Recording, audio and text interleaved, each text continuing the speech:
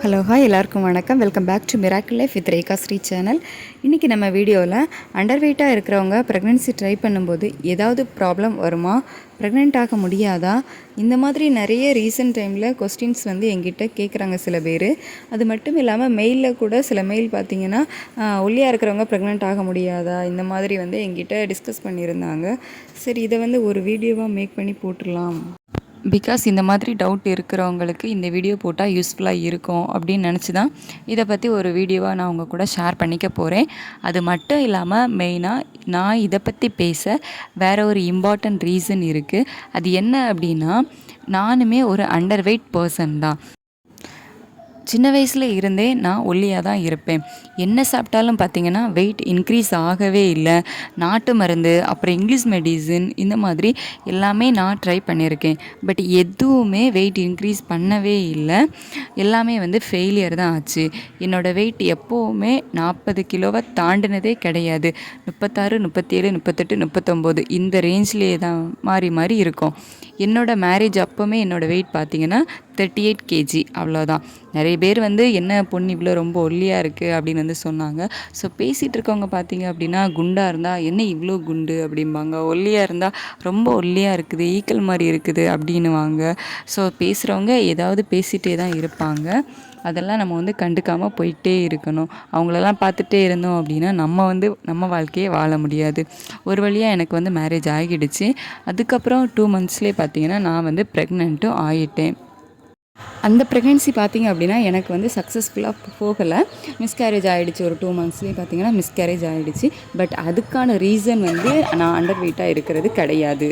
அதை வந்து ஏன் மிஸ்கேரேஜ் ஆச்சு அப்படிங்கிறது டீட்டெயில் வீடியோ வந்து நான் போட்டிருக்கேன். உங்களுக்கு எதாவது டவுட் இருந்து அப்படின்னா டிஸ்கிரிப்ஷனில் லிங்க் கொடுக்குறேன், செக் பண்ணி பார்த்துக்கோங்க. அண்டர் வெயிட் வந்து ரீசன் கிடையாது. பட் டாக்டர் வந்து எனக்கு கொஞ்சம் நல்லா ஃபுட் எடுத்துக்கோங்க அப்படிங்கிற மாதிரி சொன்னாங்க. ஆனால் அது ரீசன் கிடையாது. நான் வந்து ட்ராவல் பண்ணேன், வேறு நிறைய மிஸ்டேக்ஸ் வந்து பண்ணியிருந்தேன்.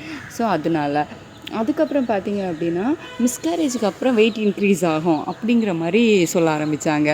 நிறைய பேருக்கு வந்து இப்படி அபார்ஷன் ஆகிருக்குது. ஸோ அதுக்கப்புறம் வந்து நல்லா வெயிட் போடுவாங்க அப்படி இப்படின்னு என்னெல்லாமோ சொன்னாங்க. பட் எனக்கு வந்து வெயிட் இன்க்ரீஸ் ஆகவே இல்லை. அதுக்கப்புறமா வந்து ஒரு 1 இயர் கழித்து அகெயின் வந்து நான் ப்ரெக்னென்ட் ஆகினேன். ஸோ அதுக்கு முன்னாடி என்னடா 1 இயர் வரைக்கும் ப்ரெக்னென்ட் ஆகலை அப்படிங்கிறது வந்து இல்லை. மேரேஜ் ஆகி 2 மந்த்ஸில் வந்து ப்ரெக்னென்ட் ஆனேன். அதுக்கப்புறம் வந்து ஒரு 3 மந்த்ஸ் வந்து அதாவது கொஞ்சம் ரெஸ்ட் எடுக்கலாம் அப்படிங்கிறத வந்து முடிவு பண்ணியிருந்தோம். அதுக்கப்புறம் வந்து நார்மலாக 1 இயர்லேயே பார்த்திங்கன்னா மறுபடியும் ப்ரெக்னென்ட் ஆகிட்டேன் நான்.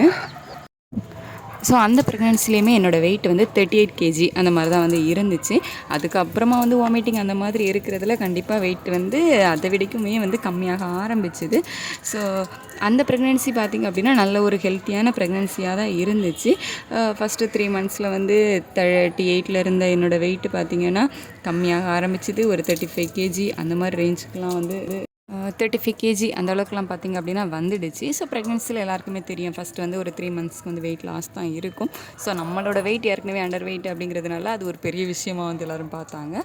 ஸோ அதுக்கப்புறமா இந்த வாமிட்டிங் எல்லாமே வந்து கண்ட்ரோல் ஆனதுக்கப்புறமா வெயிட் வந்து கொஞ்சம் போட ஆரம்பிச்சுது.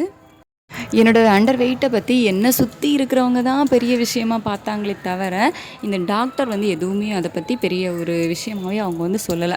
ஓகே, நம்ம ஹெல்த்தியாக இருக்கோமா, பிளட் லெவல் கரெக்டாக இருக்கா, ப்ரெக்னன்சி பேபி எப்படி இருக்குது அப்படிங்கிறத தான் அவங்க வந்து மானிட்டர் பண்ணாங்க. மற்றபடி உன்னோட வெயிட் வந்து ரொம்ப லோ அப்படிங்கிறதெல்லாம் அவங்க வந்து என்கிட்ட சொல்லவே இல்லை.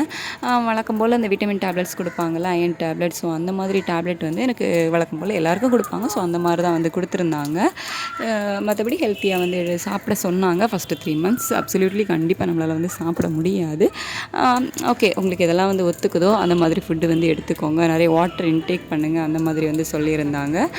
அதுக்கப்புறமா வாமிட்டிங் வந்து கொஞ்சம் செட்டில் ஆனதுக்கப்புறமா வந்து நம்ம வேறு ஃபுட்டு வந்து நீங்கள் எடுத்துக்கோங்க. இப்போதைக்கு உங்களுக்கு வந்து பிடிச்ச ஃபுட்டாக வாமிட்டிங் வந்து வராத மாதிரி அந்த மாதிரி ஃபுட்டு வந்து எடுத்துக்கோங்க அப்படின்னு தான் வந்து என்கிட்ட சொன்னாங்க. மற்றபடி அவங்க வெயிட்டை பற்றி பெருசாக வந்து பேசிக்கவே இல்லை.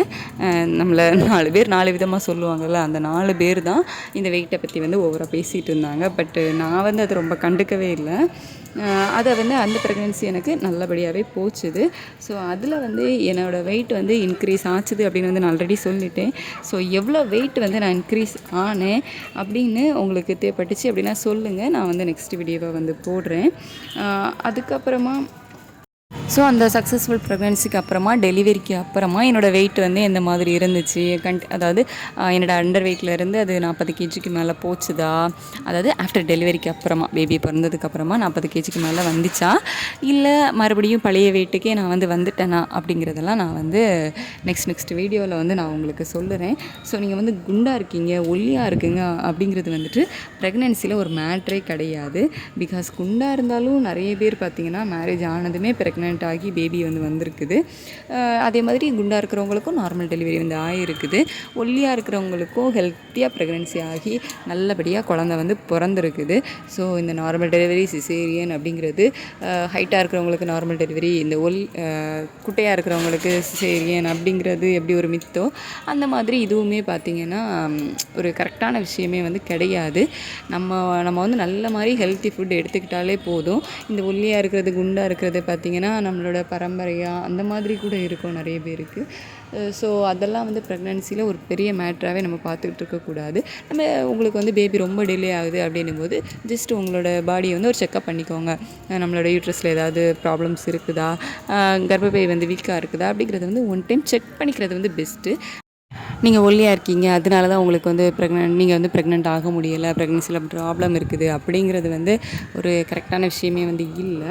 ஸோ அதை போட்டு நீங்கள் வந்து மைண்டை வந்து குழப்பிக்காதீங்க. இப்போ நீங்கள் பார்த்தீங்க அப்படின்னா நிறைய பேர் வந்து கரெக்டான வெயிட்டில் இருப்பாங்க, நார்மல் வெயிட்டில் இருப்பாங்க. ஸோ அவங்களுக்கு கூட பேபி இல்லாமல் இருக்குது, பேபி அபார்ஷன் ஆகிறது, பேபி வந்து ரொம்ப டிலே ஆகிறது. ஸோ இந்த மாதிரி விஷயங்கள் வந்து இருக்க தான் செய்யுது. ஸோ அதை போட்டு நம்ம வந்து கன்ஃபியூஷன் ஆகிக்க வேண்டாம். யாருக்கு வேணாலும் எது வேணாலும் நடக்கலாம். ஸோ இவங்களுக்கு தான் நடக்கும், அவங்களுக்கு தான் நடக்கும் அப்படிங்கிறது வந்து கிடையாது. நீங்கள் வந்து அண்டர் வெயிட்டாக இருக்கீங்க அப்படின்னும் போது கொஞ்சம் ஹெல்த்தியான ஃபுட்டு வந்து எடுத்துக்கோங்க.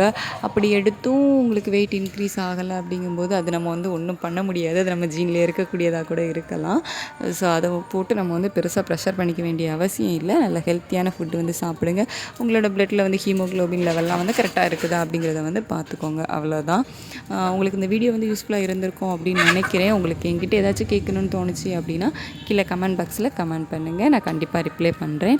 தேங்க்ஸ் ஃபார் வாட்சிங் அவர் சேனல். உங்களுக்கு என்னோடய வீடியோஸ் பிடிச்சிருந்துச்சு அப்படின்னா மறக்காமல் நம்ம சேனலை சப்ஸ்கிரைப் பண்ணி கீழே இருக்க பெல் பட்டனை கிளிக் பண்ணி ஆல் கொடுத்து வச்சுக்கோங்க. அப்போ தான் நம்ம போடுற வீடியோஸ் எல்லாமே உங்களுக்கு நோட்டிஃபிகேஷன்ஸாக வரும். உங்களுக்கு ஏதாச்சும் வீடியோஸ் வேணும் அப்படின்னாலும் கீழே கமெண்ட் பாக்ஸில்